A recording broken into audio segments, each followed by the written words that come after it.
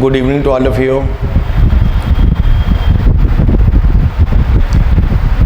तो आज का जो मेन सब्जेक्ट रहेगा आप लोगों में, बेसिकली बहुत से लोग कहते हैं कि ऑप्शनल क्या चूज़ किया जाए। अरे बहुत से आप लोगों में से ही बताते हैं कि ऑप्शनल क्या होना चाहिए, किस चीज़ को हम ऑप्शनल को चूज़ करें, क्या तरीका होना चाहिए, कौन सा ऑप्शनल लें। बहुत तरह की आपके सामने समस्याएं आ रही हैं और ये हर यूपीएससी एस्पिरेंट्स की लाइफ में ये मौका आता है समस्याओं का। तो पहली समस्या, जैसे आप दुविधा में है ना, डायलेमा की स्थिति में है, इसी तरीके से और भी रहते हैं। कभी हम भी थे कि कौन सा ऑप्शन लें, ऑप्शन को किस तरीके से हम लोग सिलेक्ट करें। पॉलिटिकल साइंस लें, ज्योग्राफी लें, हिस्ट्री लें, एक कौन सा बायोलॉजी लें। बहुत सारे यूपीएससी की जो लिस्ट है उसके अंदर आपको बहुत सारे ऑप्शंस मिलेंगे। तो ऑप्शन क्या लेना चाहिए, कैसे लेना चाहिए। अरे आप लोग आए हैं तो आप लोगों की तो कुछ ना कुछ रणनीति होगी, कुछ तो सोच के आएंगे। कहते हैं ना कि अरे एक सिंपल सा कॉन्सेप्ट बताइएगा, बहुत प्रैक्टिकल बात करते हैं। देखिए, अगर कोई आपको मकान लेना हो फॉर एग्जांपल, तो आप किन किन चीज़ों पे, किन किन मैटर को आप सोचोगे एक मकान लेने से पहले।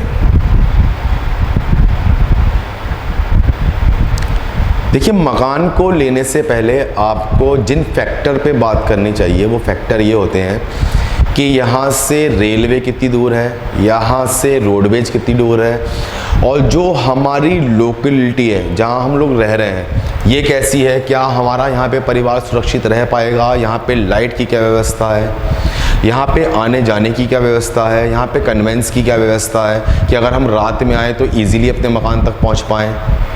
सेफ्टी मेजरमेंट्स क्या हैं यहाँ के, किस टाइप के लोग यहाँ पे रहते हैं, किस कैटेगरी की यहाँ पे सोसाइटी रहती है, क्या ये मकान सही है हमारे लिए या नहीं है, इसका कंस्ट्रक्शन कैसे हुआ है, यहाँ से स्कूल कितनी दूर है, यहाँ से मंडी कितनी दूर है। मतलब एक ऐसा पॉइंट कि जहाँ से हम हर चीज़ को बहुत इजीली अपने ग्रिप में ले सकें या हम बहुत इजीली वहाँ तक अपनी अप्रोच कर सकें। यही एक जनरल सामान्य एक यही होता है कि यहाँ से हमारा ऑफिस कितनी दूर है। अरे यही होता है ना। लेकिन जब हम अपने कैरियर की बात करते हैं, देखिए मैं बता चुका हूँ आपको कैरियर में और जॉब में क्या डिफरेंस होता है। तो देखिए आज हम उस पर बात नहीं करेंगे, जॉब एंड कैरियर पे। तो जब हम अपने कैरियर की शुरुआत करते हैं एज ए यूपीएससी एस्पिरेंट्स, तो हम लोग अपना कितना इसमें होमवर्क करते हैं। कभी आप लोगों ने ये एनालिसिस किया कि प्री का क्वेश्चंस कहाँ से आता है, प्री में कितने टाइप के क्वेश्चंस आते हैं, सिंगल लाइनर कितने होते हैं, मल्टी चॉइस कितने क्वेश्चंस होते हैं, कितने इनमें फैक्चुअल होते हैं, कितने इसमें कॉन्सेप्चुअल होते हैं, किस सब्जेक्ट से कितने क्वेश्चंस को पुटअप करता है और उस सब्जेक्ट में भी किस चैप्टर से, और उसका क्वेश्चन बनाने का क्या तरीका है। कभी आपने इन बातों पे विचार किया।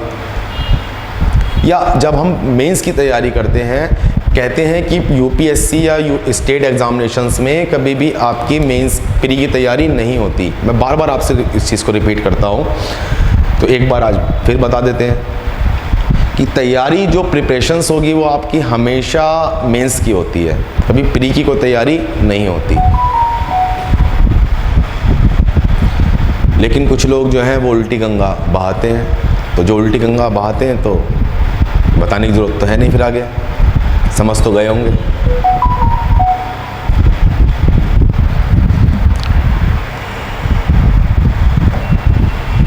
अगर हम बात करें आपको एज ए ऑप्शन चूज़ करने की, तो ऑप्शनल हमें कौन सा चूज़ करना चाहिए, ऐसा हम क्या ऑप्शन लें जो हमारा सही रहे। देखिए, ऑप्शनल यूपीएससी की लाइफ में, यूपीएससी एस्पिरेंट के जीवन में बहुत इम्पॉर्टेंट एक पार्ट निभाता है। बहुत ज़्यादा डिसीजन पॉइंट्स होते हैं, डिसाइडेड एकदम।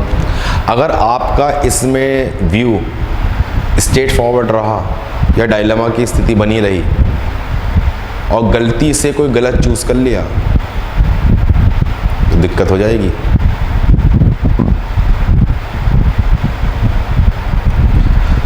तो पहली चीज़, ऑप्शनल ऐसा होना चाहिए जिसमें आपका इंटरेस्ट हो। पहली चीज़ कॉमन सी।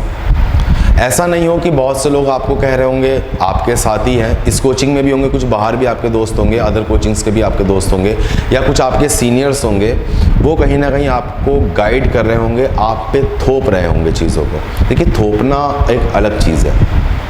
थोपना नहीं है कि कुछ कह रहे होंगे हिस्ट्री ले लो, कोई कह रहा होगा ज्योग्राफी ले लो, ये बहुत आसान है, कोई कह रहा होगा पॉलिटी ले लो, कोई कह रहा होगा बायोलॉजी ले लो, कोई कह रहा होगा मैथ ले लो। तो पहली चीज़, आपके अंदर से जो आवाज़ आती है, जो आपका इंटरेस्ट हो, जिसके अंदर जो आपको अच्छा लगता हो, उसे लेना चाहिए। और ये ज़रूरी नहीं है कि आपके ग्रेजुएशन में भी ये सब्जेक्ट हो सकता है कि आप जैसे जैसे जीएस पढ़ रहे हैं, आपको पॉलिटी में या ज्योग्राफी में या किसी सब्जेक्ट में इंटरेस्ट आने लगे, चीज़ें इजीली आप उस पर ग्रिप बनाने लगे, तो आपको वो ऑप्शनल लेना चाहिए। सेकंड क्या होना चाहिए स्टेप हमारा? पहला स्टेप तो ये क्लियर हुआ कि जिसमें इंटरेस्ट हो। सेकंड, ऑप्शनल ऐसा होना चाहिए जो आपको कम टाइम में, कम मेहनत में ज़्यादा स्कोरिंग कर सके। इसके लिए क्या करना होगा? इसके लिए आपको लास्ट ईयर के जितने भी यूपीएससी के क्वेश्चन, देखिए होमवर्क हर जगह करना पड़ेगा, कोई सीधा रास्ता नहीं होता। रास्ता एक ही है, मेहनत करके जाना है और चीज़ों को गेन करना है। अगर आप सोचें कि कोई शॉर्टकट है, तो शॉर्टकट तो शायद मेरे ख्याल से तो नहीं होता। मेहनत तो करनी ही है, किस्तों में कर लीजिए, इस साल कर लीजिए, फिर अगले साल कर लीजिए, फिर उससे अगले साल कर लीजिए, पंचवर्षीय योजना बना लीजिए, या एक बार पूरे फोर्स के साथ मेहनत करिएगा। और यकीन मानिए, जो फोर्स के साथ मेहनत करते हैं वो कहीं ना कहीं अपने ड्रीम को, अपने अचीव को, जिस फ्रूट्स को उन्होंने देखा है, वो उसे गेन करके ले जाते हैं। जिनके सपनों में जान होती है, वो कहीं ना कहीं अपने ड्रीम को, वो जो फ्रूट्स जिसके पीछे 5 या 7 लाख आदमी हर साल स्टूडेंट फॉर्म को भरता है, उसे प्राप्त करके ले जाते हैं। उस भीड़ में से अलग हो जाते हैं जिनके सपनों में जान होती है। और जिनके सपनों में जान नहीं होती, सोचते ज़्यादा हैं, चीज़ों को कम करते कम हैं, तो उनका भी रिजल्ट। तो सेकंड, ये ऑप्शन आपका ऐसा होना चाहिए जो आपको ज़्यादा मार्क्स दिलाए। इसके लिए आपको होमवर्क करना चाहिए लास्ट ईयर के कुछ पेपर्स को लेकर के। जो जितने भी आपको टॉपर्स मिलेंगे, उनकी कहीं ना कहीं ये स्ट्रेटजी होती है।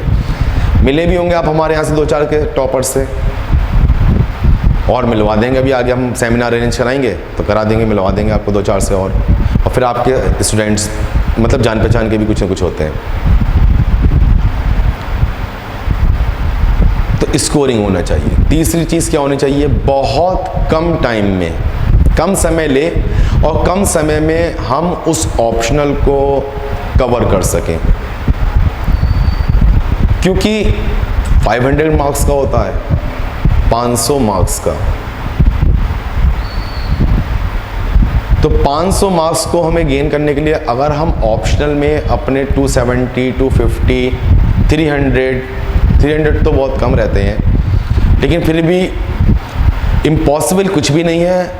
पॉसिबिलिटीज़ हर चीज़ में है, और जो पॉसिबिलिटीज़ पे काम करते हैं वो बहुत आगे तक जाते हैं, बहुत आगे तक लड़ते हैं। और जिनके अंदर इम्पॉसिबिलिटीज़ होती है, क्या बताएं।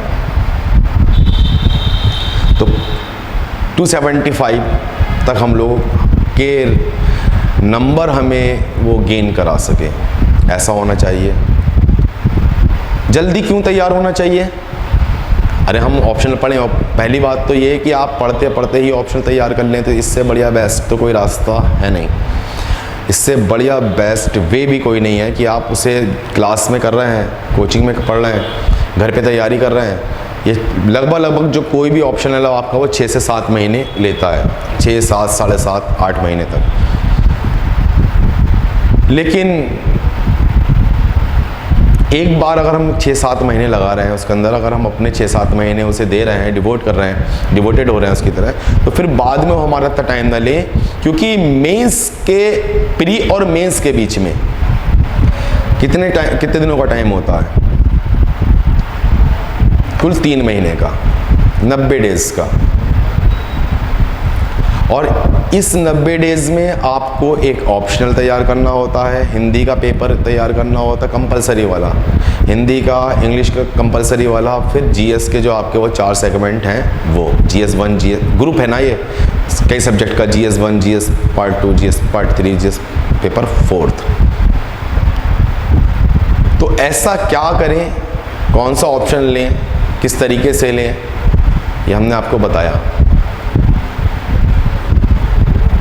कम टाइम में तैयार हो जाए। देखिए, क्योंकि मैं फिर आपको बता रहा हूं कि देखिए 2 तरह के लोग होते हैं। प्री क्वालिफाई करने के लिए हमें मिनिमम कितने मार्क्स चाहिए होते हैं? अगर हम प्री क्वालिफाई करने के लिए बात करें तो अगर एवरेज हम लास्ट 10 ईयर का पेपर को एनालिसिस करें और उसकी कट ऑफ देखें तो आपको जो मेरिट मिलेगी वो लगभग 55 से ऊपर ही, मतलब 52, 53, 54, 56। तो एवरेज जो है ना हम 55 को ले लेते हैं। अब देखिए यहाँ भी एक ट्विस्ट है। यहाँ पे देखिए ट्विस्ट क्या है। यहाँ पे एक ट्विस्ट ये है, 3 तरह के लोग मिलते हैं यहाँ पे।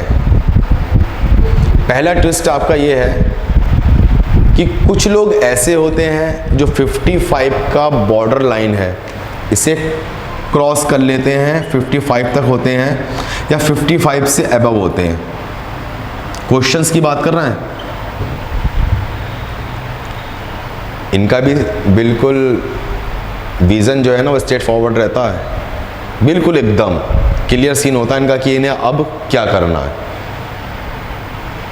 एक ऐसे भी लोग हैं, उनका भी विजन बिल्कुल क्लियर होता है, बताते हैं। जो इस 50 से 55 से, मतलब एवरेज ले लेते हैं 52 से और 55 के पीछे रहते हैं, यानी कि 40 को, मतलब 48 क्वेश्चन हो सकते हैं, 45 हो सकते हैं, 49 हो सकते हैं, 50 हो सकते हैं, 51 हो सकते हैं, ये क्वेश्चन होते हैं। देखिए हमारे टाइम में 2017, 16, 17, 18 तक जो मेरिट गई है, 16, 17 तक, वो आप 16 तक अप्रॉक्सीमेट वो आपकी 50 से 55 के आसपास जाती थी।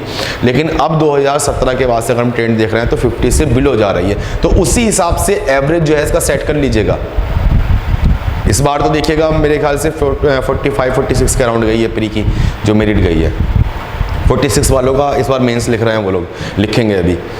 तो जो इस बैंड से अगर हम बैंड लेके चलें 51 से लेकर के 55 से 55 के बीच का, जो इस 55 से बिलो क्वेश्चंस पे होंगे स्ट्रेट फॉरवर्ड वो भी रहेंगे, उन्हें भी पता होगा कि अब क्या करना है।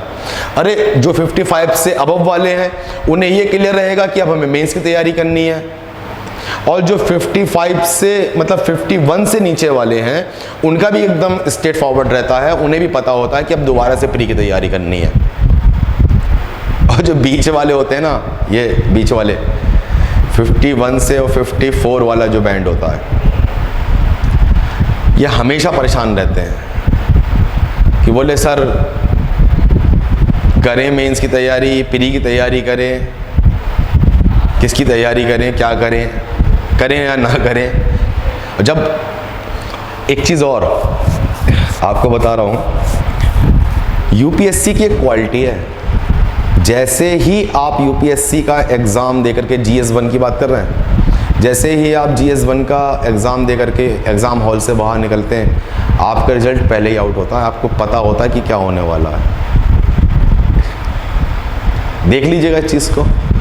और जैसे ही पेपर दे के आते हैं तो हमारे पास फ़ोन आते हैं स्टूडेंट्स के, बोले सर आप बता रहे थे 55 मेरिट जाएगी और इस बार मेरिट जो है वो सर लगता है पेपर आसान है, वो सर 75 to 80 के बीच में रहेगी। मतलब शाम तक का जो फ़ोन आता है वो ये आता है कि सर इस बार पेपर आसान था, 75 से 80। और वही लोग जो रात में मेरिट बता रहे थे 75 से 80 के बीच में, अगले दिन बताते हैं बोले नहीं सर वो 75 तो नहीं, वो 65 to 70 जाएगी, मतलब घट नहीं पाते हैं, डिक्लाइन पे आते हैं। और धीरे धीरे धीरे धीरे जैसे जैसे वो एग्ज़ाम मतलब टाइम बढ़ता है, आंसर चीज़ आने लगती है, हमारी भी आंसर की आती है, उससे जब वो मैच करते हैं तो वो पता चला कि प्री क्वालिफाई नहीं हो रहा, निगेटिव मार्किंग ये सब मिला करके। तो रात तक जो 80 पे थे वो आज क्वालिफाई नहीं कर रहे। और हम प्री के बाद जो है अपना क्रैश कोर्स स्टार्ट करते हैं मेंस के लिए। तो जैसे ही हम स्टार्ट करते हैं तो भीड़ हमारी पहुंचती है लगभग 750-600 के आसपास स्टूडेंट्स होते हैं क्लास के अंदर। और जैसे जैसे रिजल्ट करीब आने लगता है, रिजल्ट का टाइमिंग करीब आने लगती है, और भाई 1 महीने में दे देता है वो रिजल्ट। मेन की क्लासेस तो आपको जल्दी शुरू कर देते हैं हम, रिजल्ट आने से पहले ही। तो वो भीड़ धीरे धीरे छटने लगती है, तो वही भीड़ पहुंच जाती है आपकी 350, 300, 400 के अराउंड। तो जो ये वही थे जो 70-80 बता रहे थे, अब प्री क्वालिफाई नहीं हो पाया, प्री के लाले पड़ गए। तो देखिए इस बैंड में नहीं रहना, बीच वाले में, डायलेमिक की स्थिति में कभी नहीं रहना। या तो क्लियर करना है या फिर वो नीचे वाली कंडीशन है। तो नीचे वाली कंडीशन में ना रहें, ऊपर वाली कंडीशन में रहें, 55 से अबव वाली। तो ऐसा हम क्या करें कि एक हम 55 से अबव रहें, तो हमें जो ऑप्शनल चूज करना चाहिए वो ऑप्शनल ऐसा होना चाहिए जो हमें प्री के साथ साथ में मेंस में भी आपके जीएस के जो पेपर हैं उसमें भी आपको स्कोरिंग कराए, प्री के अंदर भी आपको स्कोरिंग कराए, इसके साथ साथ में जो आपका ऑप्शनल है उसके अंदर भी कहीं नंबरिंग नंबर मतलब गेन कराए।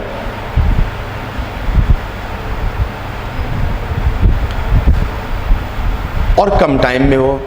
एक चीज़ और कि जितना आपका ऑप्शनल डायग्राम बेस्ड होगा, साइंटिफिक होगा, उतना ही आपको याद करने में आसानी रहेगी, क्योंकि किसी भी डाटा को याद करना, रटना असंभव है, और उसे लंबे टाइम तक कैरी करना और असंभव बात है कि आप उसे एग्ज़ाम हॉल तक ले जाएं। अगर आपका कॉन्सेप्ट और विज़न और डायग्राम बेस क्लियर है तो आप कॉन्सेप्ट के साथ डाटा को बहुत इजीली लॉन्ग टाइम तक कैरी कर सकते हैं। और पहली चीज़ मैंने बता चुका हूं कि 2018 के बाद वसावन रिपोर्ट के बाद में यूपी पीसीएस भी, यूपीएससी को तो छोड़ दीजिए, यूपी पीसीएस भी अब आपका वो डाटा और फैक्चुअल पे बात नहीं करता। अब जितने भी क्वेश्चंस आते हैं वो आपके कॉन्सेप्ट बेस पे आते हैं। जब तक आपका कॉन्सेप्ट क्लियर नहीं होगा तब तक आप उन क्वेश्चंस को करने की स्थिति में नहीं रहते। और जिनका कॉन्सेप्ट क्लियर रहता है वो करके ले जाते हैं, चाहे वो स्टेट पीसीएस हो। अब तो वैसे भी एक भारत एक नेशन एक वोट की स्कीम पे बात कर रहे हैं, तो एक ही एग्जाम की बात कर रहे हैं लोग, एक पैटर्न एक एग्जाम। तो अभी एक एग्जाम तो नहीं है, लेकिन पैटर्न एक कर दिया। देखिए जो यूपीएससी का पैटर्न है वही यूपी पीसीएस भी कराता है, एमपी पीसीएस भी उसी पैटर्न को फॉलो कर रहा है, महाराष्ट्र का भी कर रहा है। जितने भी आपके अदर स्टेट हैं वो उसी पैटर्न को फॉलो कर रहे हैं जो आपका यूपीएससी का पैटर्न है। तो एक एग्जाम से कई सारी आपको तैयारियां मिलेंगी, ऐसा करें ना कुछ। तो इसके लिए मेरे हिसाब से अकॉर्डिंग टू मी जो आपको प्री में भी हेल्प करे, मेंस में भी हेल्प करे, इंटरव्यू में भी आपका हेल्प करे, और ऑप्शनल स्कोरिंग भी रहे, डायग्राम बेस्ड हो, साइंटिफिक हो, तो अकॉर्डिंग टू मी कहीं ना कहीं ज्योग्राफी मेरे हिसाब से इज़ द बेस्ट ऑप्शनल। सब कुछ इसका डायग्राम बेस पे है। अगर हम प्री की बात करें तो प्री में आप एनालिसिस करेंगे कि लगभग आपको 30 एवरेज बता रहे हैं, 30 to 35 के आसपास क्वेश्चन आपको ज्योग्राफी, इकोलॉजी, इन्वायरमेंट और ह्यूमन ज्योग्राफिकल जो आता है वो उससे, एग्रीकल्चर से, इन सब से मिला करके आपको कम से कम 30 to 35 क्वेश्चंस देता है। और डायग्राम बेस है, साइंटिफिक है। कुछ लोग बताएंगे आपको कि ज्योग्राफी मत लेना, ये मत करना, वो मत करना, लंबा है, लेंथी है। अरे लेंथी है तो लेंथी के साथ में फिर सब्जेक्ट भी तो ज़्यादातर वो कवर कर रहा है आपके। अरे मान लो अगर हिस्ट्री ले लिया, हिंदी साहित्य ले लिया, तो हिंदी साहित्य का तो प्री से कोई मतलब है नहीं, हिस्ट्री के कितने क्वेश्चन मिलेंगे प्री के अंदर आपको? अगर हम बात करें एंशंट के, मिडाइवल के तो देखिए 1-2 क्वेश्चन ही आता है, एंशंट के 3 या 4 क्वेश्चन, मॉडर्न इंडिया के भी आपको लगभग 8 से 10 क्वेश्चन।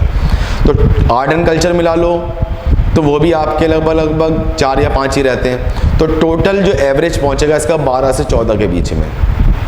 पॉलिटिकल साइंस ले लिया तो पॉलिटी के भी आपको लगभग इतने मिलते हैं। तो हम अगर ज्योग्राफी को लेते हैं तो 30, तो अरे जाकर के घर पे होमवर्क करिएगा।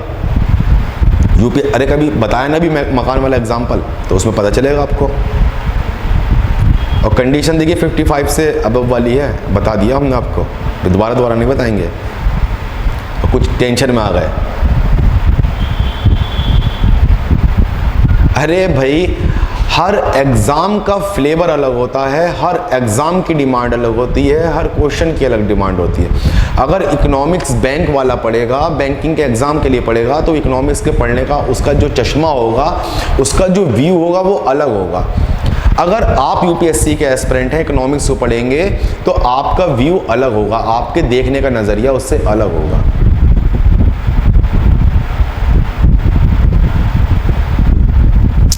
तो साइंटिफिक भी है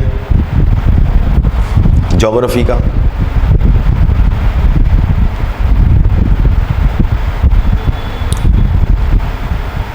तो ऑप्शनल ऐसा होना चाहिए जो आपको स्कोरिंग करे, कहीं ना कहीं सेफ साइड आपको रखने का प्रयास करे, मेरे हिसाब से। अब करेंगे तो आप लोग वही जो मन में आया होगा, भीड़ तो काफ़ी है।